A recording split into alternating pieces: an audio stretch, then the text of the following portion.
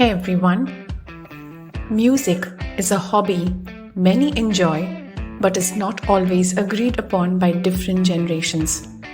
Once in a while, an artist comes along that spans not only genres but personal tastes while standing the test of time. Elvis Presley was one of those remarkable artists making an impact on multiple genres, starring in movies and even serving in the military. He became beloved by millions, but his career and life were cut short by a heart attack at the age of 42. Today, let's know about some of the lesser known facts about the king of rock and roll, Elvis Presley. Let's start the video, but before that, please don't forget to subscribe to the channel and like this video.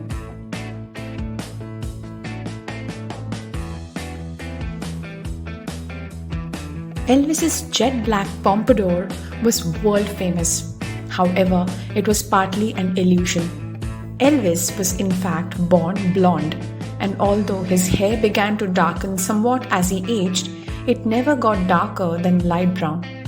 Aspiring to look like his heroes Tony Curtis and Marlon Brando, he began dyeing his hair black and continued to do so throughout his career. However, as a young teen, he couldn't always afford a dye job and had to make do with shoe polish.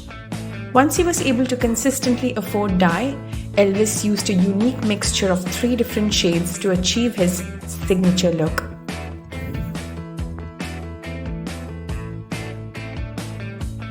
Elvis Aaron Presley was raised as an only child by his parents.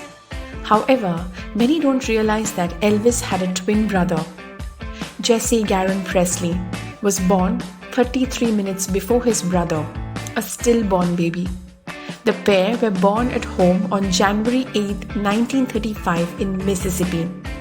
Jesse was buried in Princeville Cemetery the next day. Though Elvis never met his brother, he felt deeply connected to him throughout his life. He often visited his brother's grave and spoke to him. Some psychology experts think that this deep bond helped Elvis in his determination to succeed in the music business and aided him in connecting with audiences around the world as if he were trying to connect with his lost brother.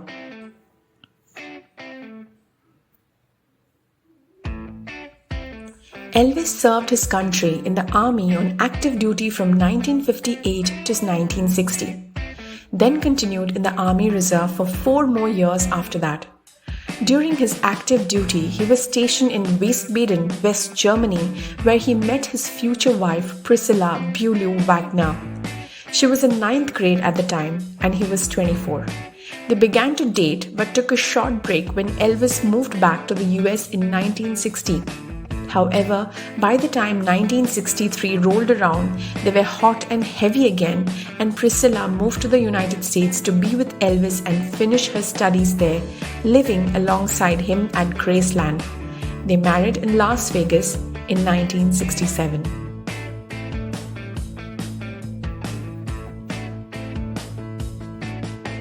Another interest Elvis picked up in Germany was the art of karate. He studied with karate masters in Germany and also during his leave time in Paris. When he moved back to the United States after his tour, he was ready to test for his black belt, a promotion he earned on July 21, 1960.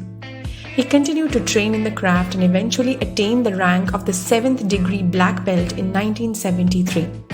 Friends of Elvis recall that practicing karate brought him a great deal of spiritual peace and contentment.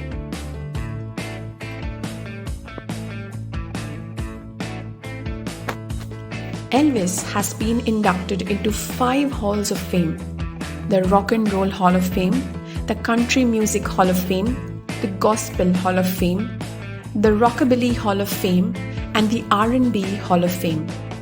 He is often referred to as the King of Rock and Roll for the impact he had on the revolutionization and development of the genre.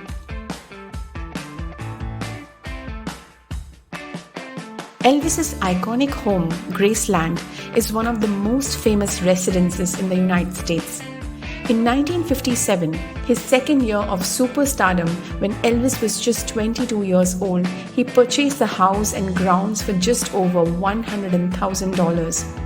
His parents moved to the spacious home with him and his future wife, and later their only daughter lived there as well.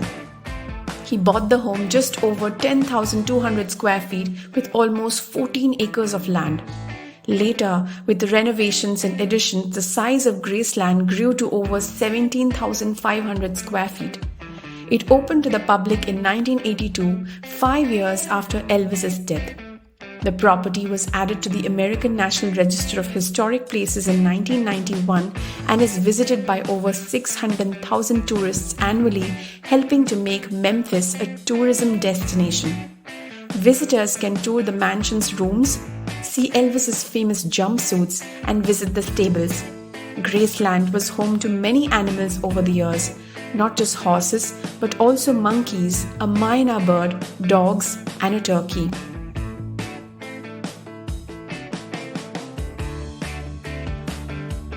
While Elvis was wildly popular with many music fans, some people viewed him as public enemy number one. Those who opposed him and his styles of music believed that the developing rock and roll genre was leading America's young people astray, corrupting them and exposing them to improper ways of life. With his wild dress, sexy good look, and wild hip-thrusting dance moves, Elvis was everything that conservatives hated about the genre. Elvis performed on the popular Ed Sullivan Show, a television variety program, multiple times while his career was taking off. His second performance on the show, which took place on October 28, 1956, is perhaps the most memorable. Presley performed his hit Hound Dog to sky-high broadcast ratings. However, not everyone was happy.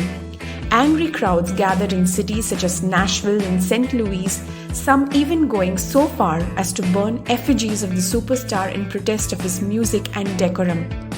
Partly as a result, on his third appearance on Ed Sullivan, the network required that the star only appear on camera from the waist up to censor his provocative dance moves.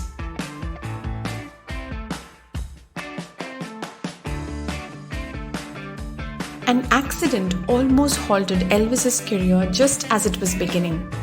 In 1957, he had 2 movies to his credit and was filming his third, Jailhouse Rock. In the film, Presley's character was to slide down a pole in spectacular fashion. However, Elvis accidentally struck his face on the pole while filming, hitting so hard that a cap on his tooth came loose. Then, reeling from the injury, he accidentally inhaled the porcelain piece, though, at the time, he thought he had swallowed it. The next morning, the singer experienced chest pain and was rushed to the hospital. It was soon determined that the tooth cap had lodged itself in the singer's right lung. In order to remove the cap, the surgeon would have to deftly separate the performer's precious vocal cords and access the problematic object. Fortunately, the doctor had a steady hand, and though he was a bit hoarse for a while, Elvis made a complete recovery and was back to work in a few days.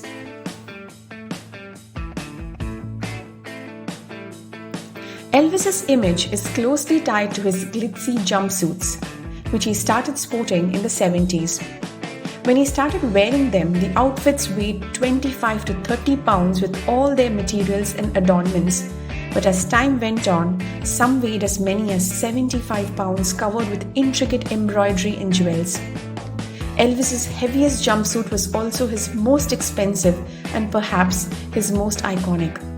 The American Eagle or Aloha suit was created in 1973 and worn for shows in Hawaii. He also later wore it on tour in 1973 and 74.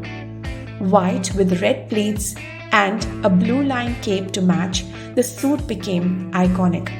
It cost $65,000 to make and would cost over $440,000 to manufacture in January 2024. Today, the suit is on display at Graceland.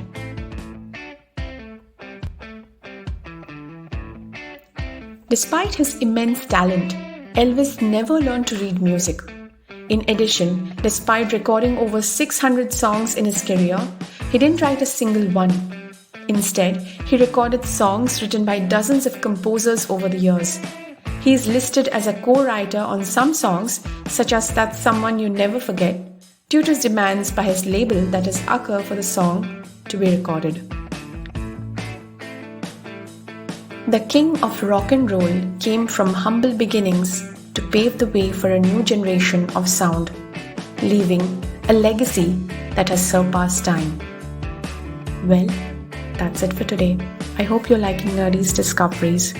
Can't wait for the next video to learn more and be fascinated about. See you on the next. Bye.